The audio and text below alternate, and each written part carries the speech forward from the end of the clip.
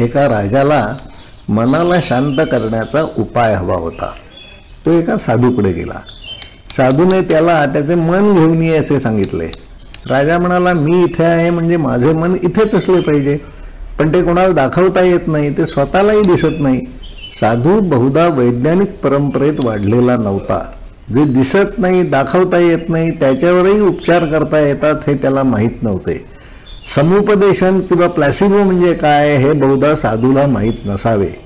त्याच्या काळात न दिसणाऱ्या मनावर उपचार करणारी औषधे बाजारात मिळत नसावीत. मन दाखवता येत नाही, पण त्याचे अस्तित्व स्वतःला मात्र सतत जाणवत असते. मन ही उपकरणांना न दिसणारी वस्तू कोणत्याही वस्तुमानापासून बनलेली नसावी नाही.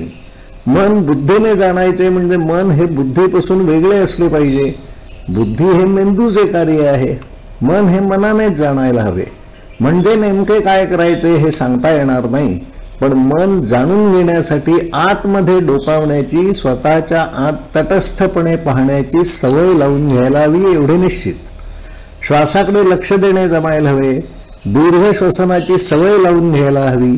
लहरी नसणाऱ्या शांत पाण्यातच प्रतिबिंब दिसू शकते. मन शांत करण्यासाठी आत विचारांचे जे आवर्त गरगरत असते ते थांबायला हवे. निदान त्याचा वेग कमी व्हायला हवा.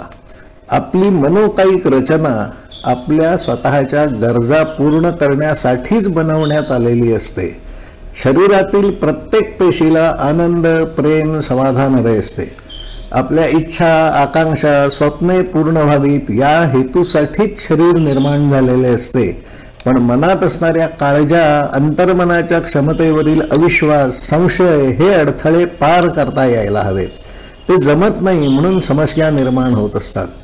खरी समस्या ही प्रत्येकाच्या मनात दडलेली असते. तुमच्या मनात खूप इच्छा असतात. तुम्हाला बरेच काही हवे असते, पण ते अवघड आहे, ते कधीच मिळणार नाही असे तुम्हालाच वाटत असते. तीच खरी मोठी समस्या आहे. तुमच्या मार्गातील अडथळे हे तुम्हीच निर्माण करत असतात. कितीही मिळाले तरी माणसांना अधिक हवे असते. आज पाश्चात्य देशातील अनेक माणसांकडे समृद्धी, सुखसोयी, सुविधा सारे काही आहे, पण म्हणून ती जास्त सुखी आहेत का? माणसे स्वतःकडे पाहण्यापेक्षा दुसऱ्याकडे काय आहे त्याच्याबरोबर तुलना करण्याने असमाधानी होत असतात. मानवी मन हे निरंतर समाधान देणाऱ्या अवस्थेच्या शोधात आहे.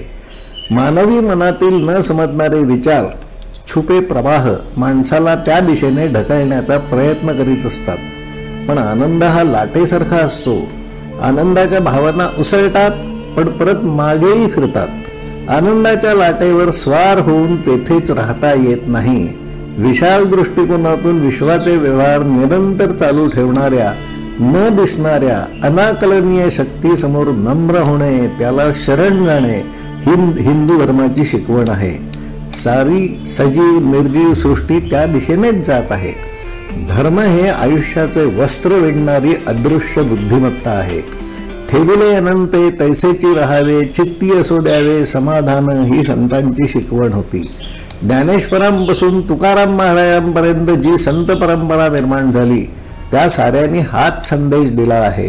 त्या काळातील माणसांच्या वाट्याला जी भौतिक सुखे येत होती त्यापेक्षा कितीतरी जास्त सुखसाधने आज सामान्य माणसाच्याही वाट्याला आली आहेत. पण म्हणून माणसे अधिक सुखी समाधानी झाली आहेत का?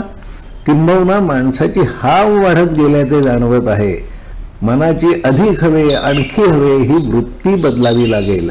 अधिक आणखीच्या मागे धावण्याने ओढवून घेतलेले ताण, त्रास तरच कमी होतील हे निश्चित आहे. आपण याच्याशी सहमत असाल असे मानतो. धन्यवाद.